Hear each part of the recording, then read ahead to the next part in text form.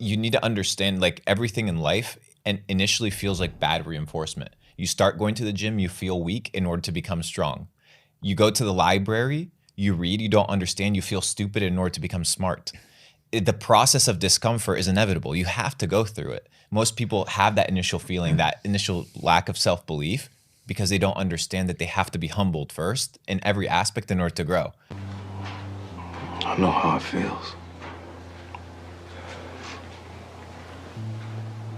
It may not seem like it now, but you gotta know you're more than just one fight. I'm the best ever. I'm the most brutal and vicious and most ruthless champion there's ever been. There's no one can stop me. Lynx is a conqueror. No, I'm Alexander. He's no Alexander. I'm the best ever. There's never been anybody as ruthless. I'm Sonny Liston. I'm Jack Dempsey. There's no one like me. I'm from Nairclaw. There's no one that can match me. See me smiling? Why? Because it kind of sucks out here in New York City. They were expecting some big blizzard to come in, so I was kind of praying to the snow gods for worse weather to come in, because why, in worse weather, we get better. Pain is just a feeling. You see it's happiness? Why? Because it sucks. That's why I'm so happy right now. I was so blessed that someone taught me with the age of 18 that if we give you misery and pain and discomfort and torture, that this will help you for the rest of your life. Now things don't bother me. Nothing bothers me because I've gone through all of this stuff. And this is why I tell so many young kids today, I said, you're making a big mistake to always look for comfort. Because comfort is the evil of everything. Comfort is not good. Looking for the easy way out is not good. You see, we got to go and confront kind of resistance. And it's like Nietzsche said, that what does not kill you will make you stronger. And this is exactly what it is. If we can overcome kind of like all those obstacles, then we get strong. And we can endure much more. And we look at the world totally differently, and we don't whine about every little thing. I have evidence. Like, I know what I have done because I have done it, and I can see it, and it's real. And like when people talk about trusting the process, it's much easier to do when the process is paid off for you. It's hard to trust the process when you've never seen it work. But when you've seen it work over and over, like I now know in my soul what it feels like for a book to not be coming together. And I know how if you stick with it and you keep going, it does eventually come together. I know the rhythms of the process. I know all the different peaks and valleys of it.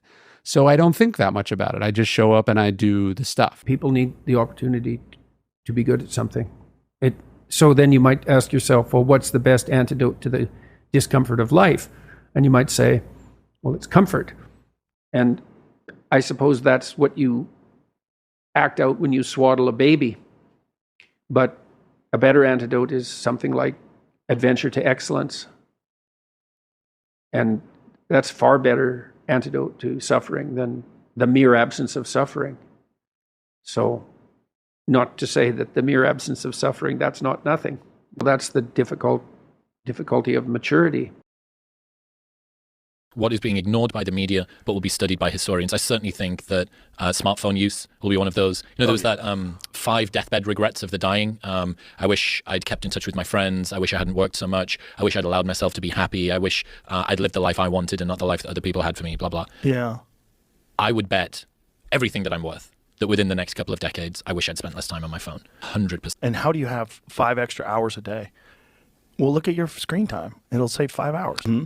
But the average amount of time that Americans spend on screens is 8 hours at the moment. But most people think that they are thinking when all they are doing is rearranging their prejudices. Ooh. Imagine if there was a drug that made you stare at your hand for 6 hours a day. You'd be like, keep me the fuck away from that drug. But that's what your phone's doing. Mostly you're getting nothing. Occasionally you get a funny meme. You have one life, don't settle for mediocrity. Don't settle for mediocrity. The only true test of intelligence is if you get what you want out of life. If you're not careful, you can end up in a place in life not only that you don't want to be, but one that you didn't even mean to get to. That's if you're kind of proceeding unconsciously. The best outcomes come when you think it through for yourself and decide for yourself. And I don't think people spend enough time deciding. don't partner with cynics and pessimists. If you say, I'm a This depressed and proclamation. unhappy person, yeah, I'm going to be unhappy, that's a way of locking yourself into your past. Even saying, I have trauma, I have PTSD, yeah, you feel something. There are memories, there are flashes, there are occasional bad feelings, but don't define yourself by it, because then you'll lock it into your identity and you're just going to loop on it. It's better to stay flexible, because reality is always changing and you have to be able to adapt to it. Adaptation is also intelligence. Adaptation is survival. Adaptation is kind of how you're here. You're here because you're an adapter and your ancestors were adapters. So to adapt, you'll be able to see things clearly. And if you're seeing them through your own identity, it's going to cloud your judgment. The most important decision you'll make in your 20s and 30s isn't where you live, where you work, what industry you go into. It's who you decide to partner with, specifically who you decide to ultimately have kids with.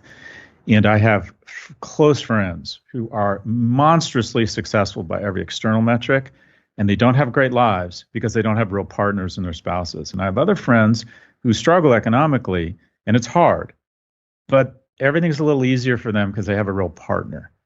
And the way you punch above your weight class and find a great mate, emotionally, intellectually, from a value standpoint, sexually, is you give yourself as many opportunities as possible.